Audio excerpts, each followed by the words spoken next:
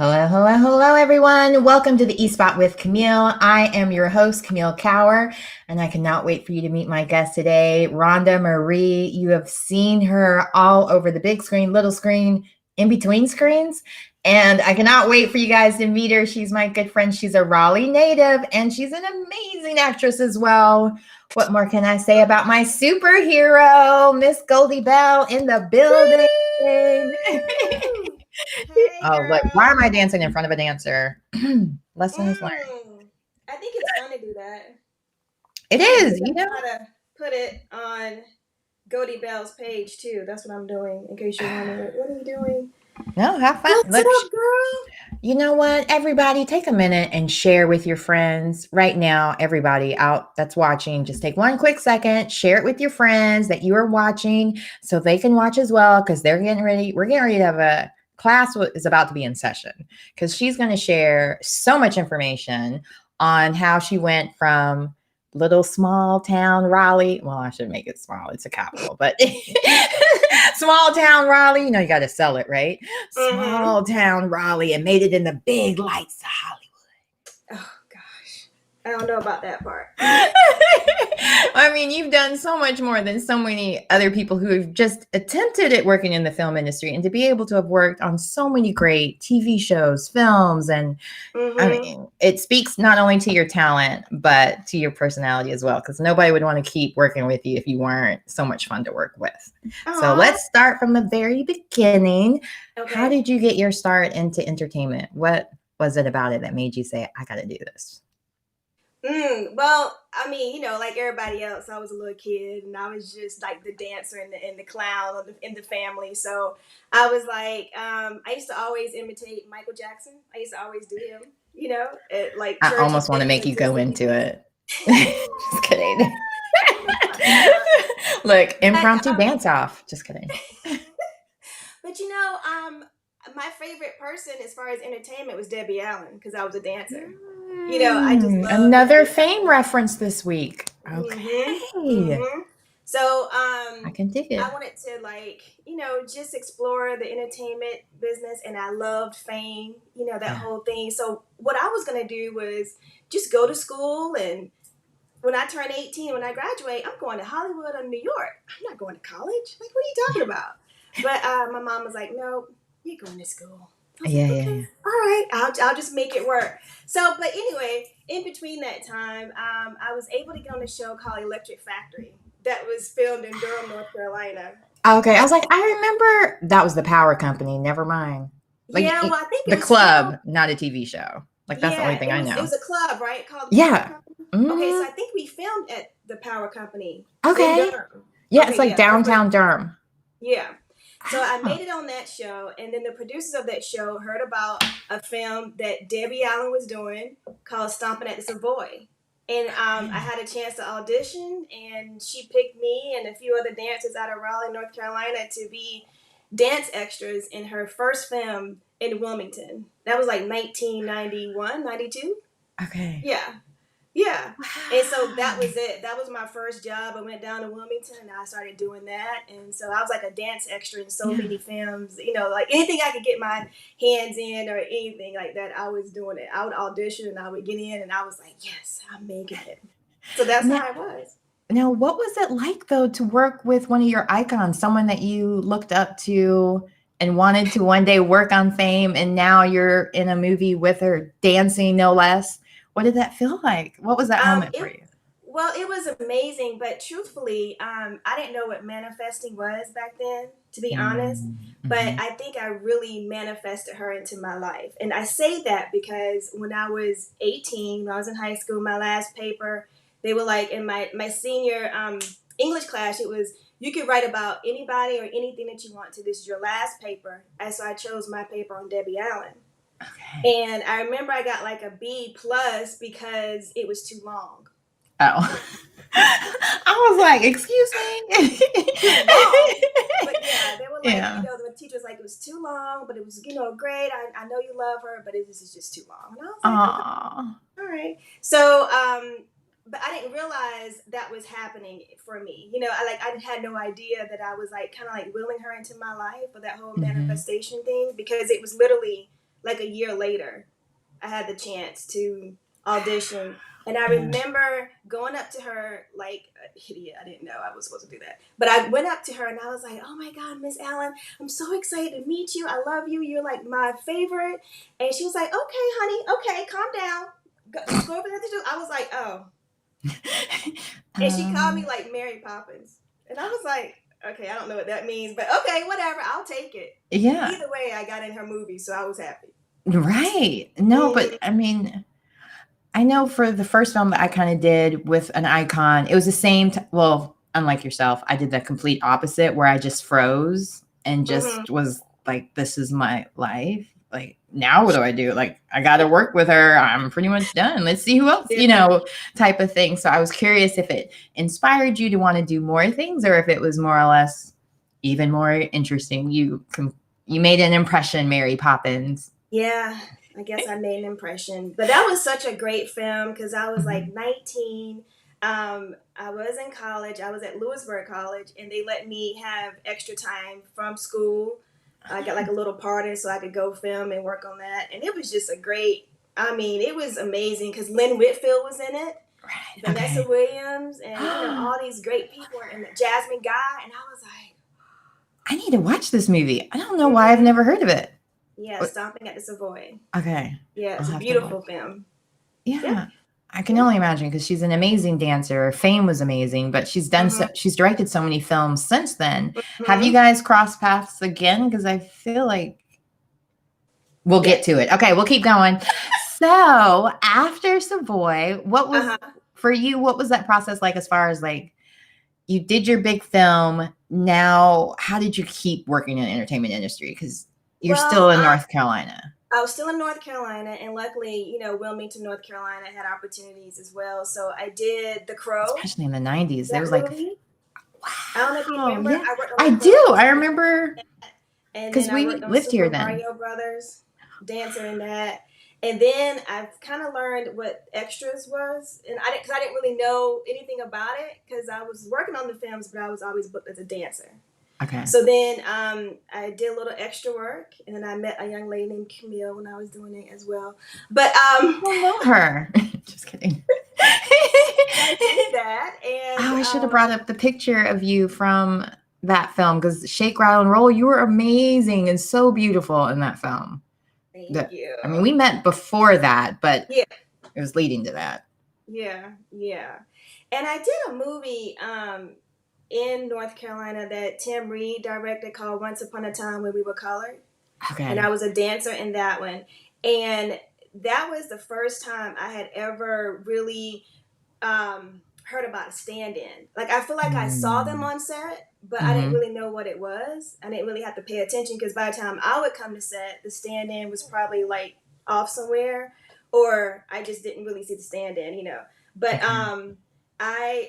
that was the first time that I was like pulled to stand in, and that was for Sally Richardson. So I was like, oh, that's so cool. Pose Sally Richardson? Yeah. Posse, not Pose. Posse. I'm thinking of Billy Porter. Sorry. So, wow. And that's a full circle. We're going to get to it just because I know your life already. I'm like, yeah. Talk about manifestations. Okay. And small worlds. So then after you did some extra work and so on, when did you decide to learn a little bit more about the film industry or really try to pursue it to a point where it was your full-time thing? Well, it was more of, it was already in my blood. Like once I did those few things, I was like, okay, I just got to go ahead and try to step out on faith. And it was always like, I knew I needed to be in school. I knew I needed to finish, college and all that. But I just had this passion and this pull. I was just always a different kind of kid growing up. And in high school, I was different. Like I went to Broughton High School, but I used to go over to Enloe and do all their talent shows. I used to sneak over there and get in with my friends and be like, yeah, I am over here. Come on, y'all. I'm going to get these. Because Broughton didn't have that. Okay. So it was just... I feel like my life has always been stepping out on faith. Okay.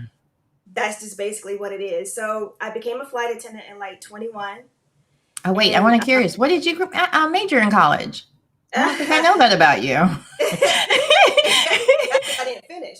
Oh. It was dance Because, Okay. oh, wait, I have to tell you, when I was 14, I went to Yeah. the School of the Arts in the summer, North Carolina School of the Arts. Okay. And then later on, I learned about Debbie Allen wanting to go to that school and Jada Pinkett going to that. You know, it was just like one of those things. I was like, I had no idea.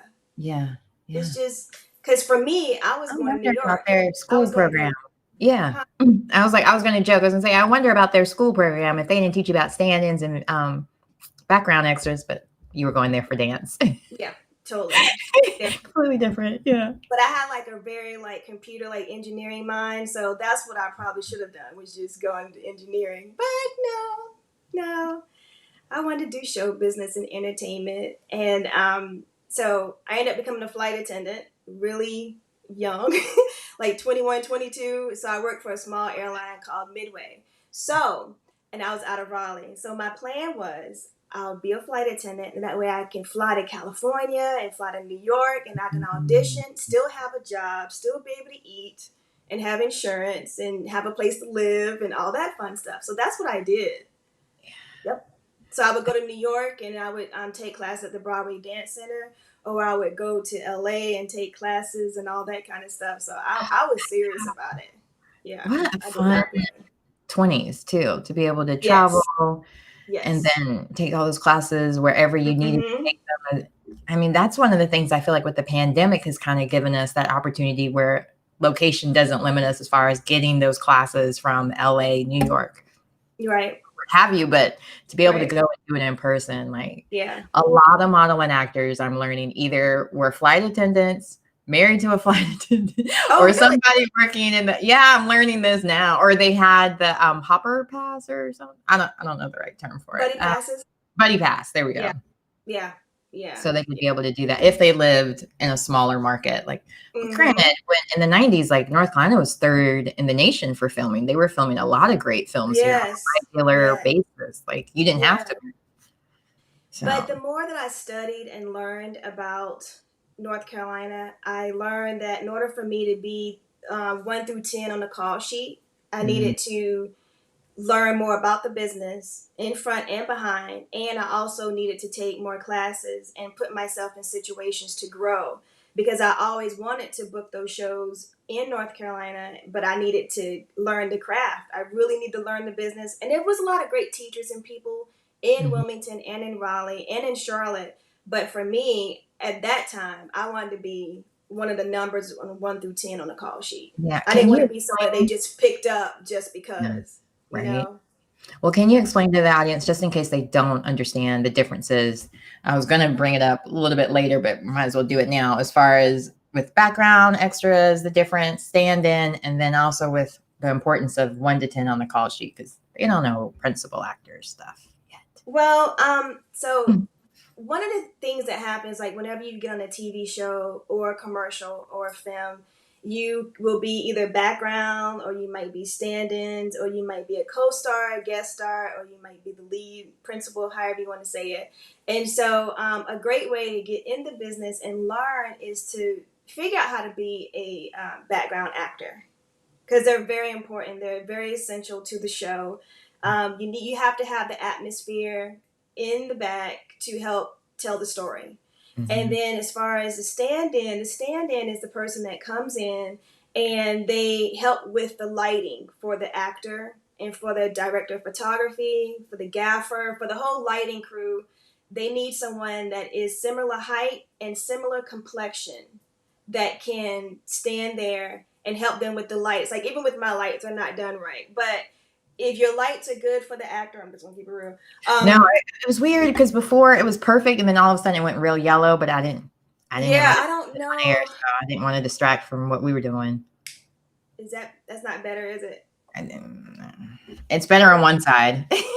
It's better on one side. Isn't that something? Isn't that special?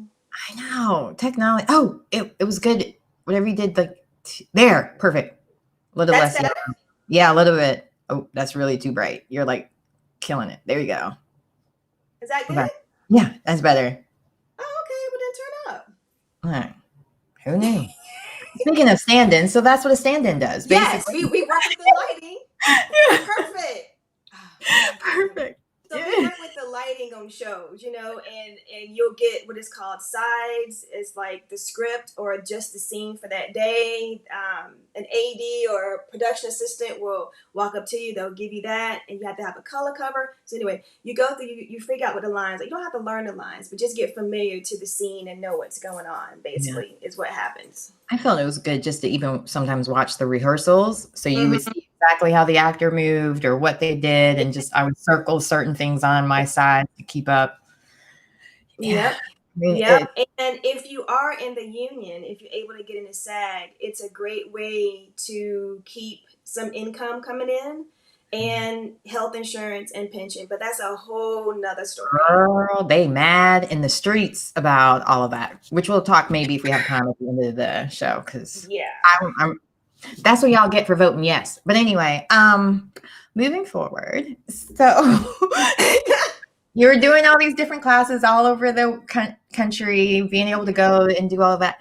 What do you think, or even going back some, because you got to work with Sally Richardson, you got to work with Debbie Allen. Were there any advice that they gave you or anything you learned from working with some of these great women in film that you still use today that you'd want to share with others so they could also use that in there?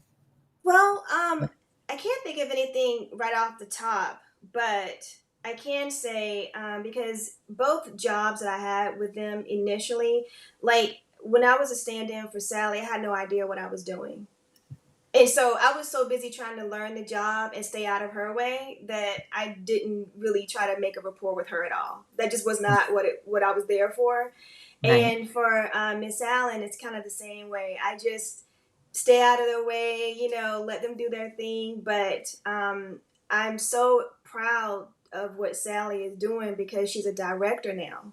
And she's an amazing director, and it's just another woman to look up to. And I just would have never known, or, it's just the fact that back then it just wasn't a lot of female directors. At all. Yeah. But I just love that they have stayed in the business and that they are thriving. And it just gives me so much comfort and just to be happy to know that, I can't say I did work with them. They may not remember, but that's all right. It inspired you. It kept you going. It kept you motivated. Right. And sometimes even if they don't say anything to you directly to give you, like just seeing their work ethic sometimes, or just seeing how they break down a scene or whatever it may be, that you just, you get inspiration from it all. And I was just curious about if you got the chance, because you never know, it could have been a great story.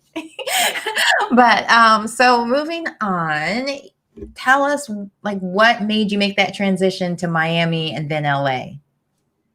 My mom. Okay. So Midway Airlines, the airline I was working for, they pretty much was not able to survive after September 11th. So therefore the company went bankrupt. So we all lost our jobs, and I was trying to figure out what I was going to do with my life. So my mom happened to have a home in Miami, and I was like, do I stay in Raleigh or do I go to Miami with mommy? Such hard decisions. How could you ever choose? What do I do? Because I was just kind of stuck. I said, I just don't know what I should do, but I knew that there would be a lot of opportunities in Miami. Right. And so by that time I wasn't in a union, but I was eligible. Okay. And I knew that there was a lot of commercials down there. So I took my talents to Miami. And I was there for 2 years, and I ended up having to get like a regular job, because she was like, you can't come down here and not work. I was like, of course not. I'm trying to figure myself out because I'm going to LA. I'm still thinking in my mind, I'm going to LA. I'm going to try it. So I went there and just got a regular job and worked in the buying office for, at that time it was called Burdines May, a department store. And then it ended up Macy's bought them out. Okay. So when Macy's bought them out, my job, once again, I got laid off again. So that was my way to go to LA. I was like, Rhonda, just do it. You just got to go in there. Everything keeps getting pulled from, the rug just keeps getting pulled out from you. So you need to go ahead and go. Like, what are you doing? Yeah. Yeah. So what was your plan of action to move to LA? Because LA, it can be really, really tough, especially your first year. Yeah. And you need to have a game plan or something set up. I think a lot of people are just like, I went with $100 in my bank account and was walking down Hollywood Boulevard and I was discovered. Never happened. So Tell me how it's never overnight. You think it's overnight, but it's never overnight. I it promise looks. you, it's not Yeah. overnight. I had a plan, but everything fell through. Okay. So I pretty much, honestly, LA was more like, okay, just go. Yeah. You know, like I may have had like $1,800 in my account. I'm not even quite sure because I was still trying to make it up from being laid off from the airline and then going to Miami and then because I wanted to get a place in Miami, you know, so I'm gonna live with my mom the whole time. But you know, I was in the middle of doing that when the job was like, no, you're gonna be released. I was like, oh, okay. So I just went for it, and I did not really have a plan. I ended up going out there and working for Urban Outfitters in Okay. Burbank, California. I got an apartment in North Hollywood.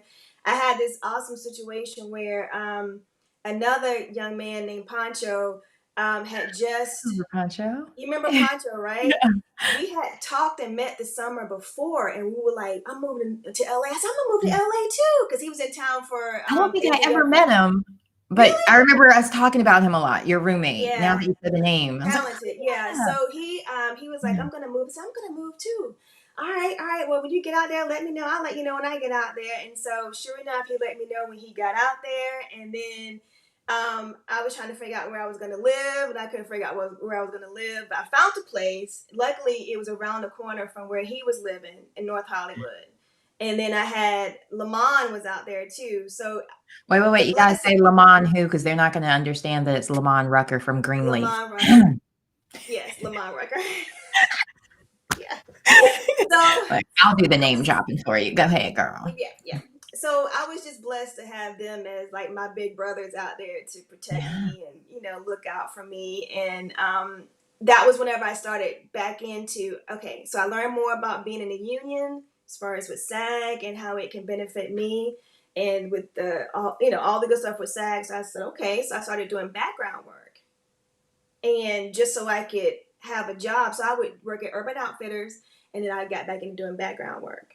And Okay. so that's pretty much how it was. So luckily for me, I didn't struggle in California. I didn't have any like horrible stories, Yeah. but I was definitely safe and in a great situation because I was going to give myself a year and leave. But I pretty much had it going by like the third month I was there. I was Mhm. good. I was That's good. great. Yeah.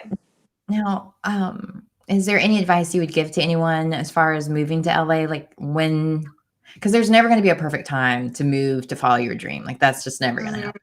Or even, like you mentioned, perfect plan of action because it's going to possibly fall apart, but you just never know what you're going to land into. Hello, pandemic. But Yeah. let's just say, is there any advice you would give for anyone that's thinking about making that jump? I would say don't let anyone tell you that you can't go or that you can't do it, but have a plan.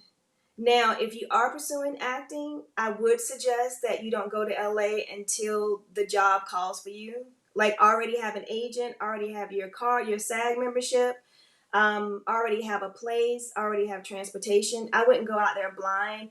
Back in 2005, whenever you and I went out there, the internet was not as big, and even cell phone and everything. Like we had them, but the resources that are available to you now, I would say please use it and do not go unless you're fully prepared, but don't let anyone say that you can't do it, if that makes any sense. Like come up with a plan and go. Now, if you book a show, of course, you got to go. So I would suggest that you already have the agent, have the show, have all that together. But don't go out there completely empty handed. No Mhm. headshot, no resume, no reel, no agent, no friends, no Yeah. place to stay. California, Los Angeles will eat you up. Oh my gosh. Yeah. And you would end up going right out there and waiting tables or doing stuff that you didn't want to do. Then you won't even have time to audition. You won't even have time to take classes and network because you're trying to live, you're trying to survive. LA is extremely expensive. Yeah. So you got to have a plan. If you do not have a plan, it's just not going to work out for you. And one thing I didn't think about when people were talking about LA is expensive, it's Mm-hmm. in the sense of parking, valet, like you're paying for things you never may have paid for in your smaller area that you're Yeah, coming from that you it, have to now start thinking about. it's real. laundromats, I remember my first place, I didn't even know to ask about central air because I assumed everyone had that by then, especially in LA. And yeah, my first place didn't have air conditioning. It did? No. Mm-mm. Okay, well, how about the refrigerator? I had a refrigerator, but I didn't have a You dishwasher, did? which I didn't Oh know my that was God. something You that know, back in the yeah. day, we didn't have refrigerators. So you had to buy a refrigerator or go on Craigslist to get a Mhm. refrigerator. Yeah. Mm, I'm assuming it's still the same way. I probably. think because the turnaround is so high in LA that the apartment buildings, they just don't offer refrigerators and they break down and they just don't do it. Now, that could have changed, but refrigerators are normally like one of the first things that you need to get whenever you get your apartment. Don't worry about a couch, a bed, or anything. You need to get a refrigerator. And I should say my place was fully furnished too. Oh, Yeah. Because I sold all my furniture. I was like, because mm-hmm. the first time I'd moved out, I didn't sell my furniture. Was planning to move in with this girl, get to the house, and it looked like the film Hoarders mixed with a serial killer because there was like blood in places that there shouldn't be. And I was like, oh no. I mean, even the movers was Uh-huh. like, if you were my daughter, I wouldn't let you move in here.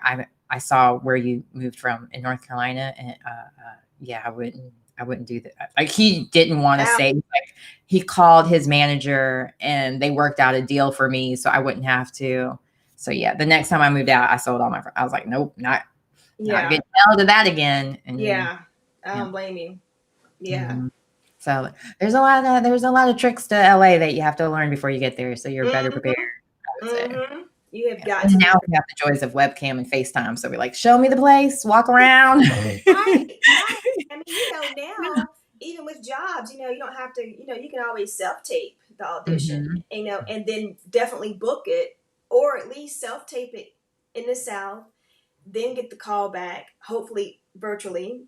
Second self tape, and then fly out to do the job. Whereas you get out there, you got to get the money to get around. We didn't have Uber. So you Nope. had to have a car and you had to get around to get to the auditions, and you will spend your whole it'll take like a 3 hour process for a 10-minute audition, 10-minute or Mhm. less audition in LA. Mhm. Especially So coming from the valley. yeah, Messing with yeah, you. yeah, Just messing with yeah. you. I did Well, this. I think I mess with you all the time, even when because I oh, lived on the west side and she lived in the valley, and I was like, yep. girl, that's like going to a different country. And we really, yeah, because of the We gas would and always see time. each other when you would meet me halfway, like you were coming to Hollywood for something, Hollywood and Vine or Yes, wherever. Because I was yes, like, that's the only way to do it. mm-hmm. Yeah. Because you could Mm-hmm. get stuck on traffic, but even with all the parking rules and laws there, like Mm-hmm. on Tuesday, 9 o'clock, they're gonna have street cleaners, so you can't park here, and it's a lot. People It's a be lot. prepared. Be prepared. Just be prepared. So when did you make the transition from working? Because even in Miami, we didn't really talk about it that much, but you were working with ethnicity models and you were doing Mm-hmm. castings and so forth with them. At what Mm-hmm. point did you make that transition to also work behind the camera and other than stand in the sense of like really working? I mean, that's working behind the camera too, but you're on set doing it as opposed to part of production and really getting into it. You What, mean what like as far as in Miami, how did Mhm, mhm. How did so that transition go? Because you talked about Macy's, but you never mentioned how you got working with ethnicity models, casting. right. Okay. So what happened was my good friend Portia was a model for ethnicity. Okay. And she was great friends with Lashana Stanley, the owner of it. And one day so she was in Miami and we were together and she was like, I have a casting. Can you go help? Or can you just at least take me down there? And I was like, okay, yeah, I'll take you to South Beach because we were in North Miami area. So we go down there and I was like, oh my God. And I was so fascinated with Lashana and what she was doing because she, she is a business owner. And Yeah. I just love the whole idea of ethnicity models and what she had going on. And so I basically started auditioning as a dancer. Like when she would have dance opportunities, I would do that. And then I would work on, gosh, I can't remember the name, but I had an agency down there as well called the Green Agency. And I was with Boca Talent. So I would go out and do commercials, and I would do commercials in the Latin market as well because I had the big curly hair and kind of like pass for like the Dominican type, whatever. It was a Yeah. hustle. because I would work at Macy's, and then I would work with I love ethnicity. this. Wait, because you always hear of Afro Latinas, kind of the opposite side of it, where like Rosario Dawson or Zoe Zaldana, but you never hear of a Black person playing an Afro Latina person. You know what I mean? So I love that. I didn't open my mouth. Look, Ancestry.com might prove it's true anyway. So we don't know where we're from. I ain't open my mouth. I would just go and just, do that, for fun. I mean, it was just so much fun, because when you're young like that, you just want the opportunity to just get in front of the camera and just work. And Ethnicity Models did that. That was my first taste of like getting behind the camera, really for real, and learning the business in the music video world and the commercial world as well. So I was able to take all that knowledge I kept getting from her and living in Miami. So when I went out to LA, I was just even more open to not being so pressed to be in front of the camera, but okay with being behind the camera, because you can be a producer, you can be a writer, you can be a creative behind the camera, and it's okay, because everybody's not made to be in front of the camera. That's just how it is. I mean, like on one side, it's harder for Black women to get those opportunities in front of the camera, but at the same time, a lot of these films, they kind of keep using the same people over and over again. Yeah. To some extent. So if you can get behind the scenes and work your way in that way too is also an option. So, because now you've worked on some really great shows and some really great films. Can you share any fun stories that you would like to share about working on any of those, or that you remember? Because everybody loves the shows you work on. I'm just gonna go ahead and label some of them, like True Blood. Yeah.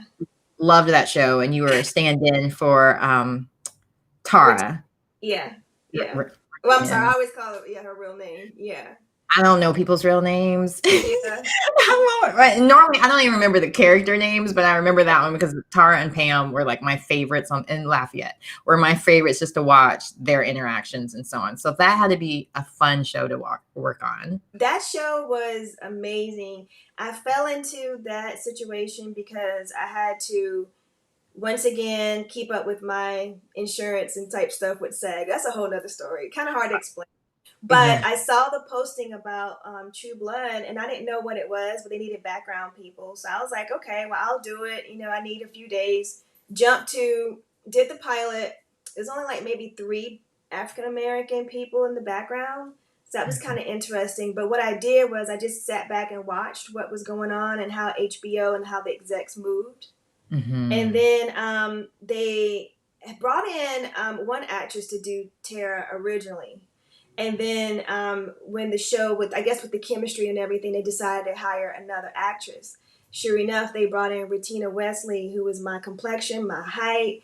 And the extras casting was like, she sent me a message and said, do you know how to stand in? And I'm like, girl, yes. Yeah. And then I was thinking to myself, like, I know I've done it before, but either way, I'm going to figure it out. Luckily, all the other stand-ins were from another HBO, 6 Feet Under.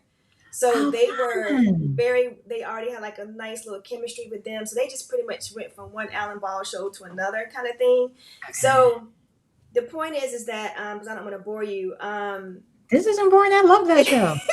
Look, I'm still thinking, who was the original actress? Yeah, she was. Man, she was actually amazing, but it's just how the business goes. Sometimes because now I'm like determined to look it up on IMDb if they even share it, but probably not. But you can tell me off camera. Well, so that's pretty much how I got on True Blood. But truthfully, I used to stand in on Grey's Anatomy. That was really what I did in the very beginning, which I really learned the job on how to be a stand-in and how to be professional and how that goes. So that was my first kind of steady job in a sense. Because I would cover the stand-in that was standing in for the Bailey character. So don't judge me. That's how that was. Grey's Anatomy. I just know it was really popular, but yeah, it made me cry too much. I couldn't take it. I was it's so emotional. I watched the episode you were on, and that really had me crying. That scene where all the doctors and nurses are. Yeah. I love that scene. That was just so supportive of women and everything during that time. So that was amazing. But anyway, so you worked on True Blood, you worked on Grey's Yep. Anatomy, you worked on Private Private Practice. practice, yeah. Audra McDonald stand-in, and originally, I think I was too tall. I mean, I'm sorry, I was too short for that to stand in. So the extras casting didn't send me over to that show originally. They put out a casting call for someone to stand in, and my friend Tamara actually was the one that had got it. So I taught her and explained to her the whole behind the scenes things with being a stand-in, so that she would go to set and be great. And Right. then whenever she moved from LA, that one of the ADs still remembered me from Grays and all that. So I literally would work 5 months out of the year. I would be on True Blood, and then the other 5 months, basically out of the year, I would be on Private Practice. So I was busy doing both of those shows for like 5 years. And that's New Orleans and LA. So you were going back and forth to different places too, I'm sorry, what was right? that? True Blood's was filmed in New Orleans, but No, Grey's, oh, it's no, not. no, no. That was in LA. I had no idea this whole time. Yeah, it I was in LA. I had no idea. I thought it was filmed in New Orleans, and No, that's what I just automatically assumed that's how you got on Queen's Sugar because they already no, knew you in New Orleans. nope, Yeah, nope. she works on Queen's Sugar too. We'll get to that. But wow, see, I Yeah. learned so much interviewing. I need to interview all my friends. I feel. Yeah, no, Who are it you? was Yeah, it I'm was in kidding. LA, so I was at Raleigh Wow. Studios, and then I would go to Hollywood. I would go to the Lot, and I Okay. would go to Warner Brothers. So I would go to all these different. Those are like my places. So I got comfortable doing that. Mhm. 5 years. Standing That's in on those shows, and then in between, I might do a commercial here and there, or I might get a line or two in a show. But that was my life. mm, Living in LA for well, True Blood ran for 7 seasons, so that was like 2017 to I'm sorry, 2007 to 2014, and okay. then Private Practice was like 2008 to 2012. Okay. So it was great, and then I Yeah. was a nurse on Private Practice, so that was awesome because they let me get lines here and there, a couple of episodes, and I was Yeah. like, oh yeah, How much fun was that to even be able to pretend you know what medical terms you're talking of? I would think It that would was be it was fun. actually great because Yeah. it was the whole manifest thing that I didn't even know I was doing, truthfully, because when I was younger as a little girl, I was like a professional Michael Jackson impersonator, but I Right. also was a neighborhood nurse. And Hmm. so I would walk around with my little nurse bag or doctor bag and all that stuff. And anybody, if you out skating and you fall, oh, I was there with my band-aids, honey. I was gonna take care of you. I was Oh gonna my make God, you're sure you so was adorable. good. See, I you've mean, the always been a band-aid. superhero. Oh man, the band-aid may not stick, but I had band-aids. I Yeah. mean, my mom had to go out and get me all the little alcohol pads, all the little. Oh, come on. Oh, I that's was the one so that took care. cute. So it was just that whole thing. So in my mom's mind, she probably thought I was going to be a nurse or a doctor or something like Yeah. that. Because I was always the caretaker, and I was always the one that was doing it for my friends. But no, honey, I was going to go be famous. You're like, I'll just play that on TV. I don't need to do Yeah, it. yeah. That's a lot of school. Having no idea that I would actually get on the show and actually pretend to be a nurse or play to be a nurse and all that kind of stuff. So, Oh, fun. So, hmm all right. So you did True Blood. You did Grey's Anatomy, hmm uh, Private Practice. What was? How did you go from working all those films in LA to New Orleans then? aha. Now that it's not the True Blood connection, I am like my mind's blown. I just totally knew that was all done, but now I'm No. like, Is that tell better? Is that light that's the better? best. Oh my gosh, whatever you did, don't change it. Dude, you Whatever gotta. it was, Oh you were really man, hot. I didn't want that's to keep better. wasting Cause I time. just looked at myself and I was like, dang, I look yellow. Yeah. Oh, Well, Tifa. Oh. everybody's so sweet. Okay, look, we'll get distracted Oh, with the I'm comments. sorry. Let's Okay, keep yeah, going. focus. Okay, Yeah, now because I you got got my so light much great face. strength. We haven't even got to the good stuff you're doing now, and we only have like 20 minutes left. Oh, all right. My See, it camera. goes fast. Okay, yeah, it does. And but I didn't know he was gonna go so deep, like so far in the back. Ugh. But anyway, You got like I've known you for a very long time, but we never. Yeah, I mean, I never been like, "Hey, girl, so when did you do this and when did you do that and did it?" So now I get to ask all those questions that have been in the back of my head. Like, I wonder true. what.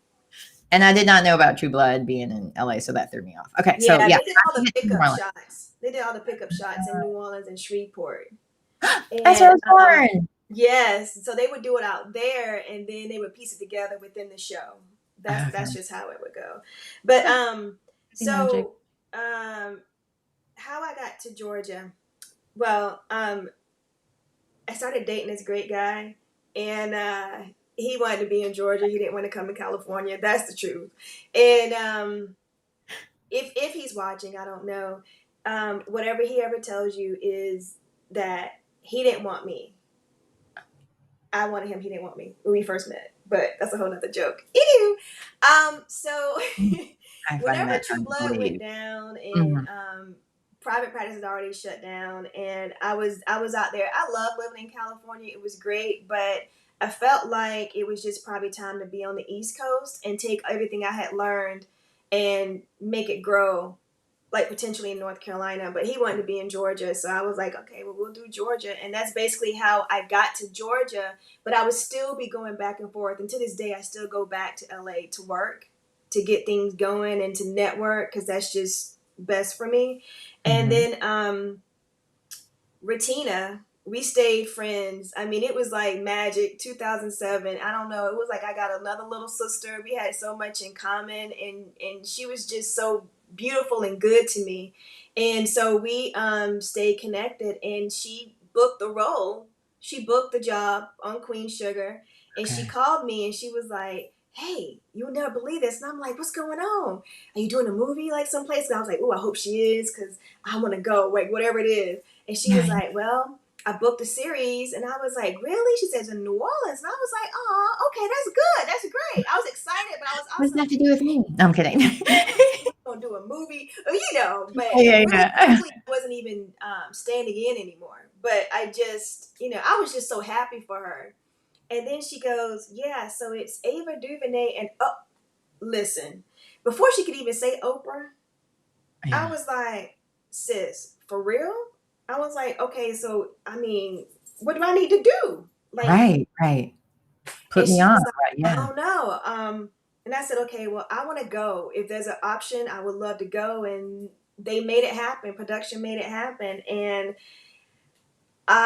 you know, prior to that job, I had only been to New Orleans one time for a game, just a quick game, and then I left. I think it was like a Rockets and Pelicans game, and but I had never experienced New Orleans. I didn't know anything about New Orleans, and Mhm. I am so thankful that I once again stepped out on faith and went to New Orleans with her, because it's just been an amazing thing. And yes, standing in, but it's not really a but. Like I have created so many friends and family from that show that I would guess sorry, I would say it's the whole inclusion thing.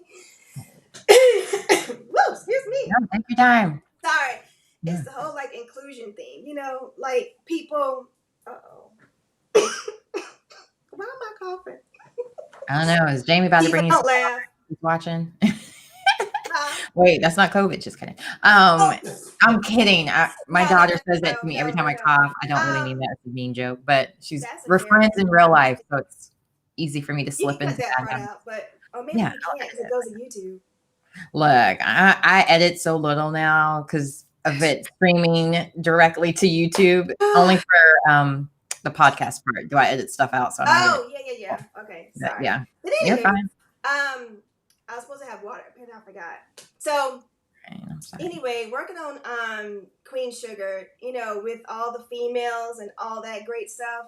Because it's That part all is women amazing. directors the entire All women time. directors, and it's a lot of like amazing women behind the scenes and like like department heads and stuff like that as far as that show. So it's not only female directors, it's all that stuff. So Look, here comes Jamie. Ah, he wants to save the night, save the day, be your knight in you shining know I'm armor.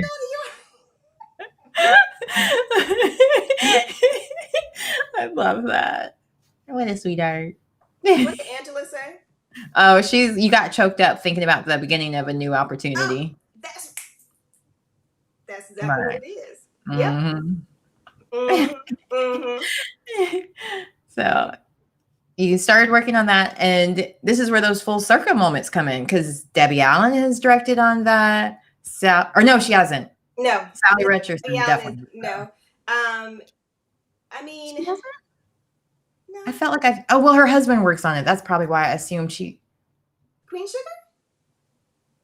Yes, her husband is what's his Sally Richardson. Oh, you Her talking about husband. Richardson? You talking about okay, Yeah, Andre? Right. you had me up here like, oh my I'm god, talking about now. because I just watched the Zoom with her and she was Yeah, talking about yeah, directing yeah. and being Norm, on. yeah, I'm Norm like, is Nixon. she You're right. lying? No, Okay, no. vindication.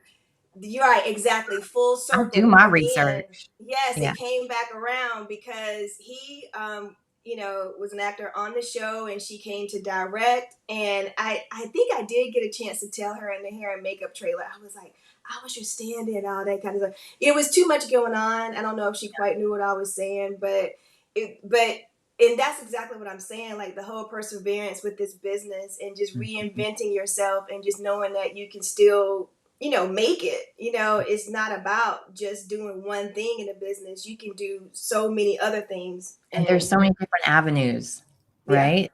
That could still end up in the greatest place that you are meant to be. Yep. Yeah. Mm-hmm. Now, since we brought up Mr. Jamie anyway, and you've made that transition to also being a manager and so on, I want to make sure we talk about that so we can talk about your series that you're Right. shopping for as well. So how did that come about with working with athletes? Some really big name athletes. Hi. Yes. So what happened with that was in the meantime, like me just trying to figure out what to do whenever I was in Georgia, and like, okay, all right, this is a whole different thing. He pretty much convinced me. He said, okay, well, these I'm getting these contracts and things coming up from ESPN and just different jobs or Adidas. He was like, I don't really understand the contracts. Maybe you could just help me with it. And if you think one of my guys fit, we can send them out to audition. I was like, all right, cool.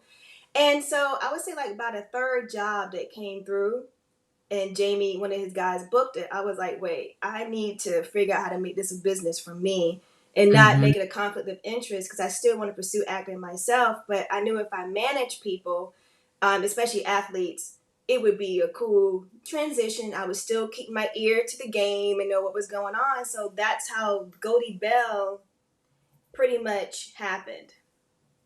Because it was originally going to be like a production company type thing, but then I wasn't really getting a lot of drive with that, so I was like, well, I just made it into a talent management company for athletes, for current and former athletes.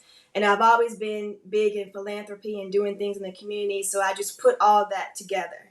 Mm-hmm. And so it was kind of like, all right, well, we can work together. I can get things going for you, but you got to do things in the community as well, or try to do things to uplift and Here be comes that positive. nurse again. Put it all together. Yep, that's exactly how it went down.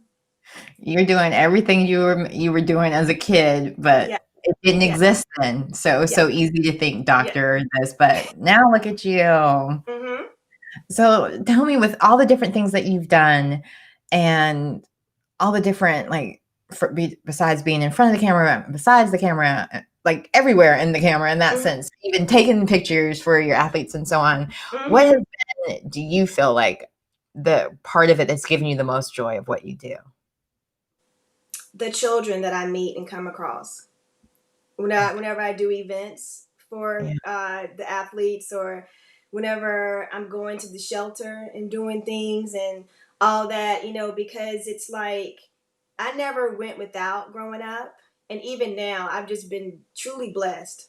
And so the joy that those kids get whenever they see those big, tall athletes come in the room, oh man, it's not anything like it for me because Mhm. they're just so excited. They're seeing their hero walk in. And Right. so, or the opportunity to help the parents with that is very huge for me. So, Um, you know, Now, that's can the you joy. I wanna, so we're gonna show a little bit of after the game. Can you tell us a little bit about it before I bring it Yes. up? So after the game is a series that I'm trying to get picked up. It is loosely based about my life. It was written, it was created and written by Tony Brooks and January Curry. They are best friends that, January and I used to talk on the phone. She was a casting director and she would call me for my guys, for auditions and opportunities. And we would just laugh and kiki on the phone for like almost a year and a half. We would talk on the phone before we actually met in person. And then, but I had no idea all the funny stories and things I was telling her. She was coming up with the show idea. Had no clue. So I was Hmm. like, oh my God. Mhm, So mhm. one day she called me and she said, I got to tell you something. I came up with this idea. I talked to Tony and we wrote it out and I want you to read it. And I was like, okay. And it took us about a year, another year and a half later after that. But then we started shooting the pretty much like the proof of concept for it. Okay. So we're going to get it picked up, but it's called After the Game. Okay. All right. I'm gonna bring it in and let everybody see it as well. Yeah.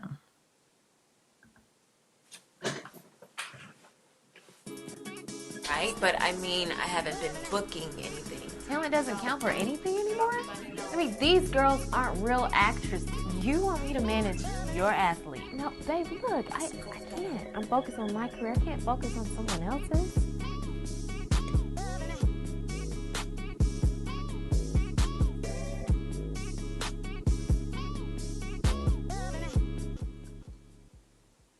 Ooh, juicy, juicy. So we'll see a lot more juicy stuff about the behind the scenes of what your job entails.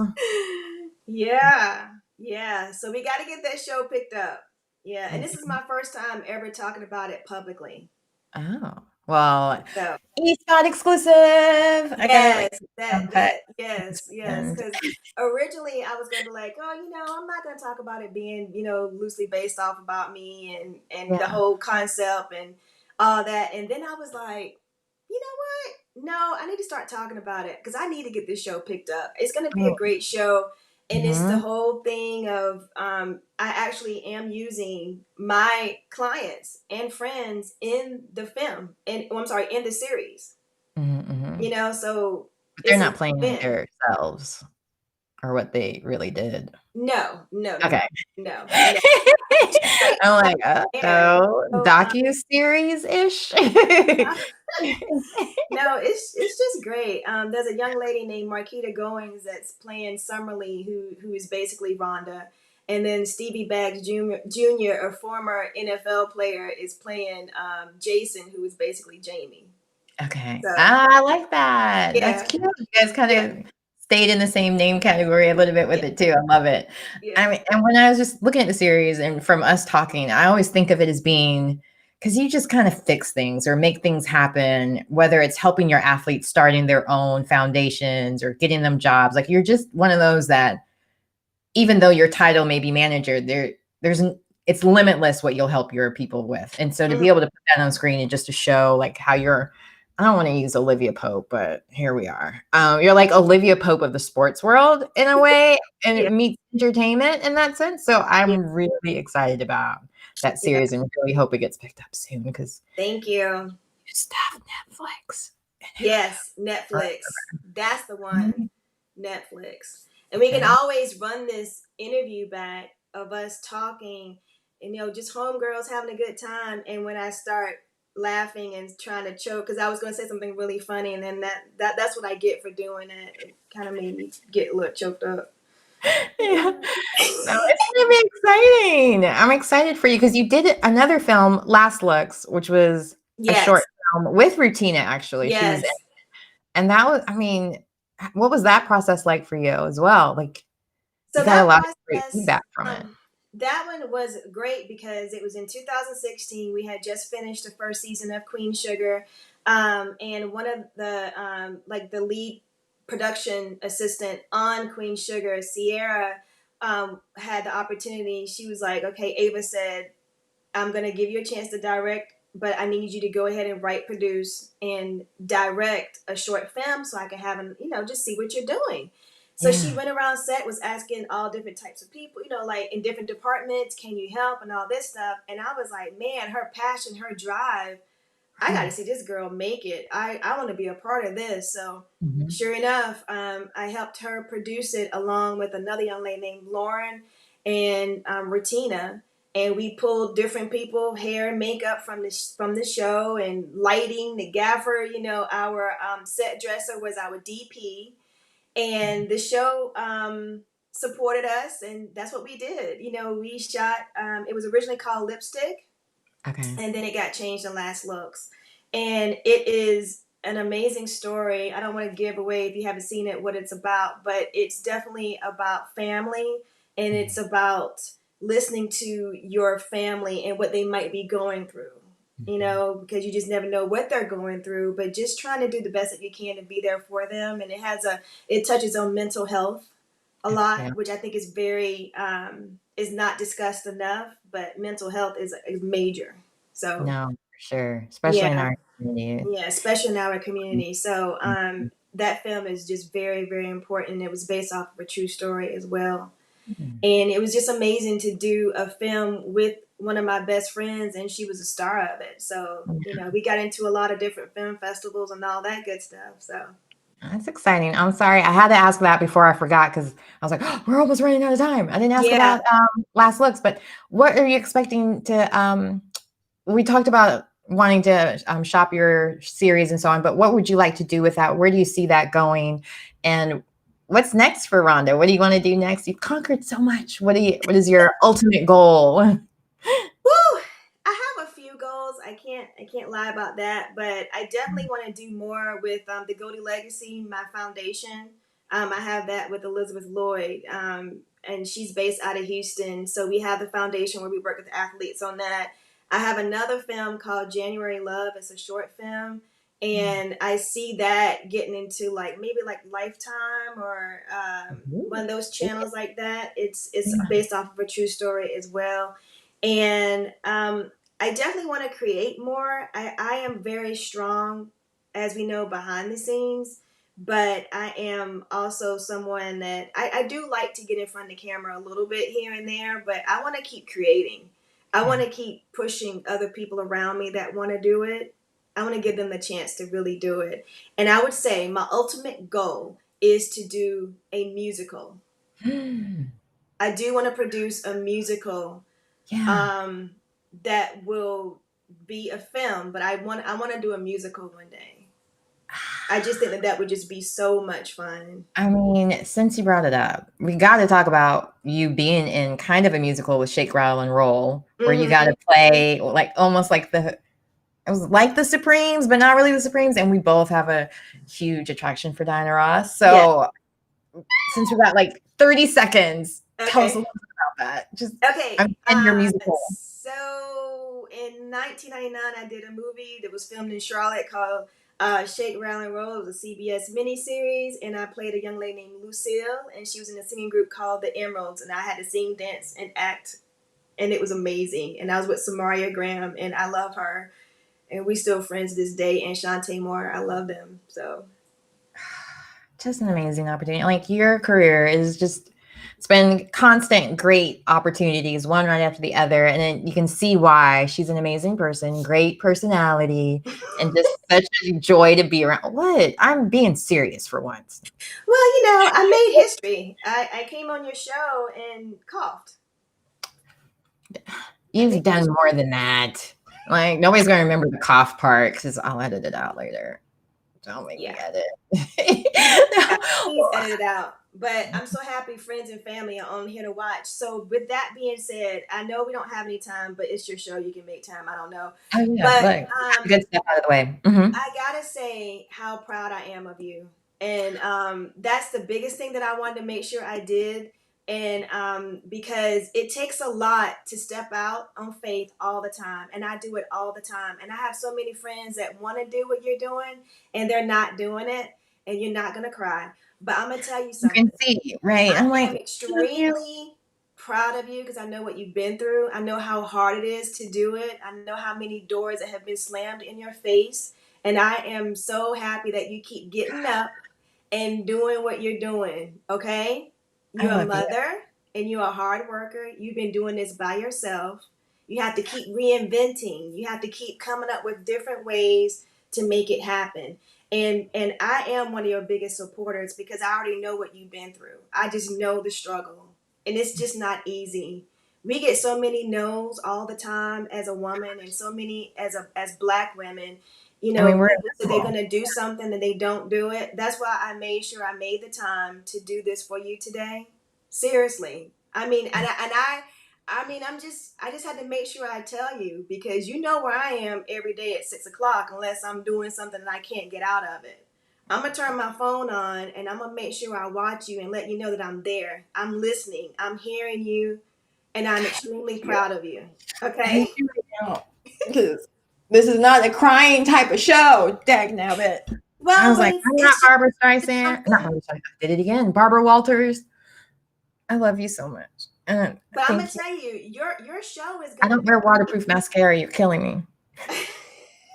your show is gonna be amazing, you know, and I don't want you to change.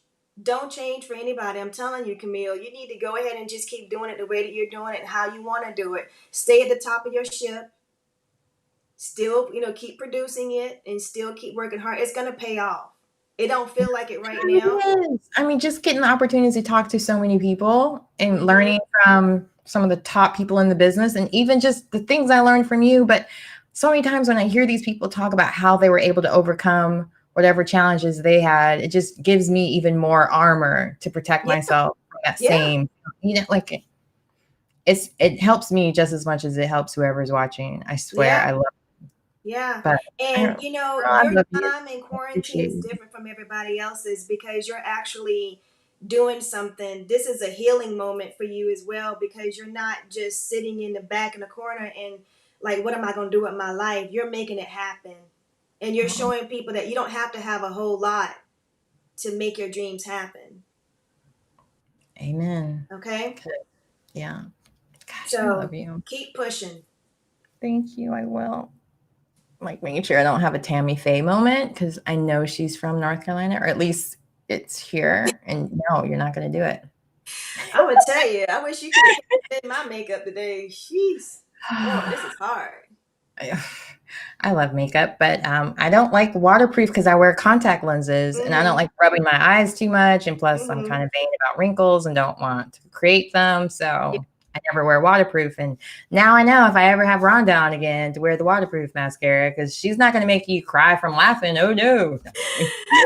Well, Mabel. often choking. Man. Well, I gotta thank you too. Anyway, 'Cause you helped me so much with like helping me book guests or when people last minute cancel or this, you're like, girl, I got you. And sending me people and putting yourself out there with your clients to, hey, there's this girl, she's in Raleigh doing mm-hmm. this podcast on Facebook, but you gotta go on it. You know, I don't know how you sell it. I'm sure you sell it way better than that. But you know, from them, they're probably hearing like Facebook talk Yeah, show. So I really appreciate because from the very beginning, you've been right there helping me out. And yeah, yeah. love And it's you. not gonna change. I mean, you know, we Mm-mm. gotta help each other. You know, I It's mean, so that's important. that's just how it's gotta go. And if you really can't help, you know, then you just tell them I can't help. I'm sorry, I can't help right now, but I wish you the best. But you know, if I didn't take the time to go ahead and tell you how I felt about it, then you would never know. But most of all, you need to hear it. You need to hear it. You need to know that somebody's out there um, loving what you're doing. Okay? Okay. Yes, Mom.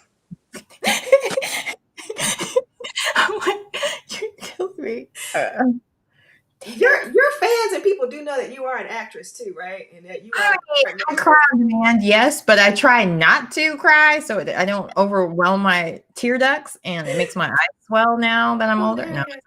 I've always swollen up whenever I cry, so I don't do it that often.